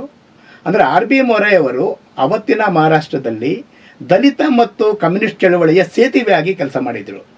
ಇವತ್ತು ಆ ಕೆಲಸವನ್ನು ನಮ್ಮ ಮಾವಳ್ಳಿ ಶಂಕರ್ ಅವರು ಮತ್ತು ಇನ್ನಿತರ ದಲಿತ ಚಳವಳಿ ನಾಯಕರು, ನಮ್ಮ ಗೋಪಾಲಕೃಷ್ಣ ಅರಳ್ಳಿ ಅವರು, ನಮ್ಮ ಮಾಲ್ಗತ್ತಿಯವರು, ಇವರೆಲ್ಲ ಮಾಡಬೇಕು ಅಂತ ನಮ್ಗೆ ಅನಿಸ್ತಾ ಇದೆ ಮಾಧ್ಯಮದವರಿಗೆ.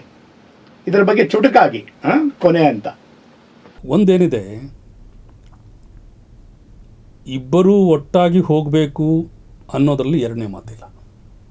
ಹೋಗುವ ಅಗತ್ಯ ಇದೆ. ಯಾವಾಗಲೂ ಒಂದು ಸಾಂಸ್ಕೃತಿಕ ಸಂದರ್ಭ ಅಥವಾ ಒಂದು ಕಾಲಘಟ್ಟ ಇಂತಹ ಅನಿವಾರ್ಯತೆಯನ್ನು ರೂಪಿಸ್ತದೆ ಮತ್ತು ರೂಪಿಸಿದೆ ಅಂತ ನಾನು ಅಂದ್ಕೊಳ್ತೇನೆ. ಹೀಗಾಗಿ ಮೊದಲನೇದ್ದು ಒಟ್ಟಾಗಿ ಹೋಗಬೇಕು ಅನ್ನೋದರಲ್ಲಿ ಎರಡನೇ ಮಾತಿಲ್ಲ. ಹೋಗುವ ಅಗತ್ಯ ಇದೆ.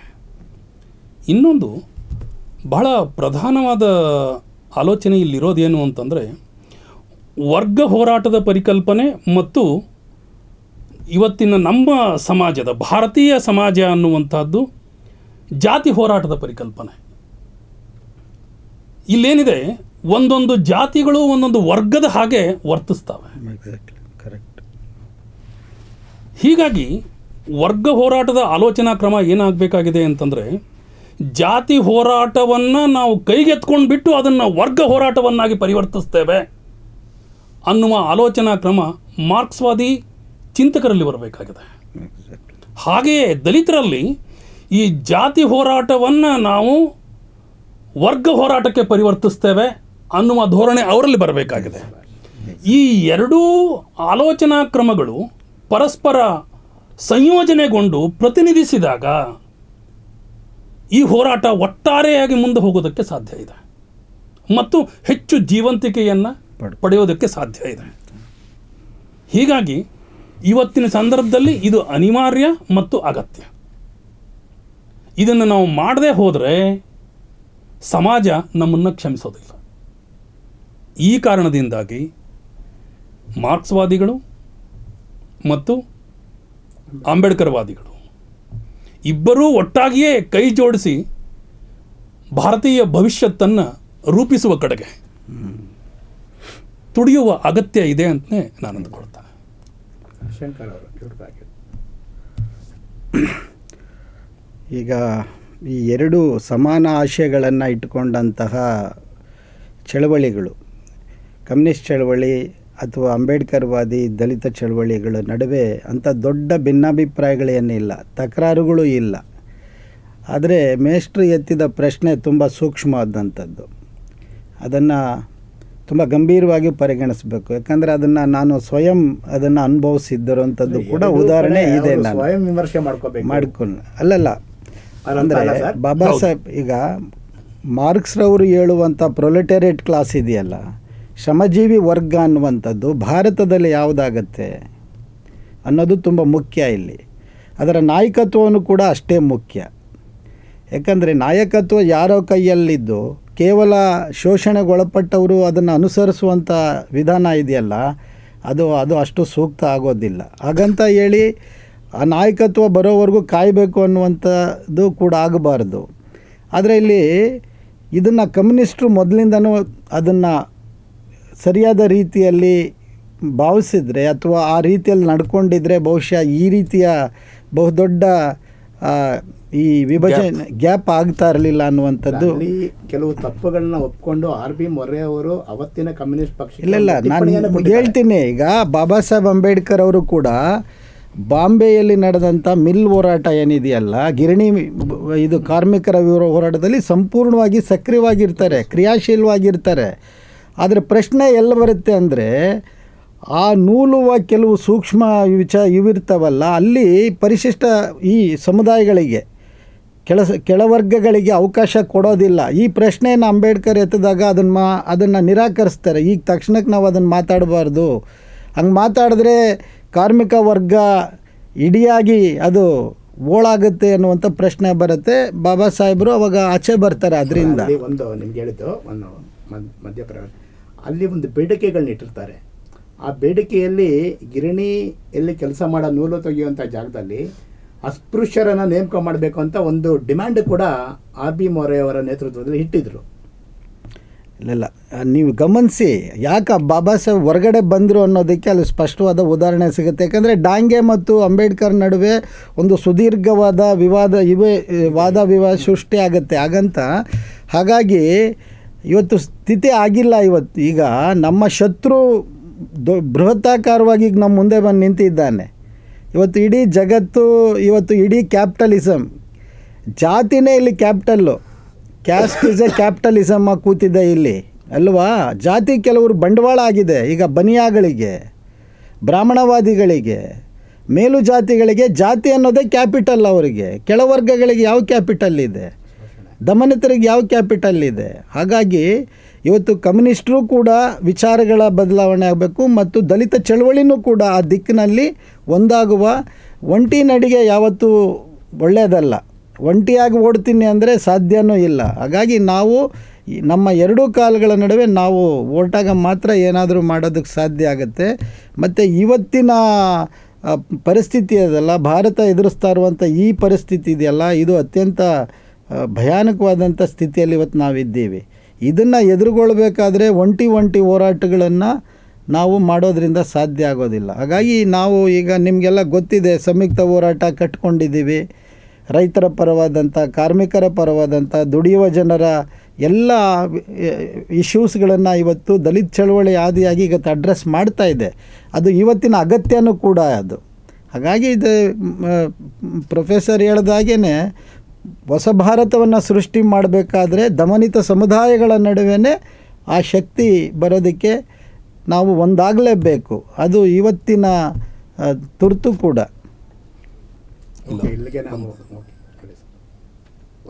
ಒಂದು ಆರ್ಥಿಕ ಬಲ, ಇನ್ನೊಂದು ಜಾತಿ ಬಲ ಅನ್ನುವಂಥ ಮಾತನ್ನು ಹೇಳಿದರು. ಎರಡೂ ಭಾಳ ಮಹತ್ವದ ಪದಗಳು. ಇದರ ಜೊತೆಗೆ ಇನ್ನೊಂದು ಪದವನ್ನು ನಾನು ಸೇರಿಸಲಿಕ್ಕೆ ಇಷ್ಟಪಡ್ತೇನೆ, ಅದು ಮಾನವ ಶಕ್ತಿ ಅನ್ನುವುದರ ಬಲ. ಈ ಮಾನವ ಶಕ್ತಿ ಅನ್ನುವಂಥದ್ದು ಏನು ಮಾಡಬಲ್ಲದು?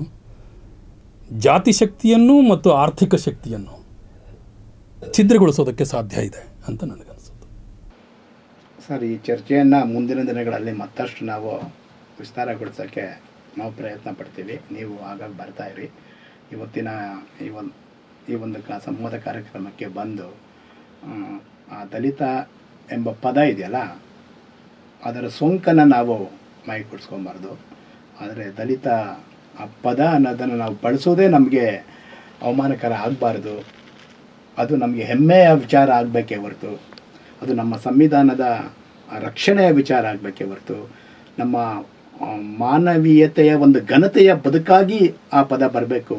ಇಂಥ ವಿಚಾರಗಳ ಬಗ್ಗೆ ಬೆಳಕನ್ನು ಚೆಲ್ಲಿ ಅನೇಕ ವಿಚಾರಗಳನ್ನು ನಮ್ಮ ವೀಕ್ಷಕರಿಗೆ ತಿಳಿಸ್ಕೊಟ್ಟಿದ್ದಾರೆ. ನಿಮ್ಮಿಬ್ಬರಿಗೂ ಕೂಡ ಧನ್ಯವಾದಗಳು ಸರ್. ಜೈ ಭೀಮ್.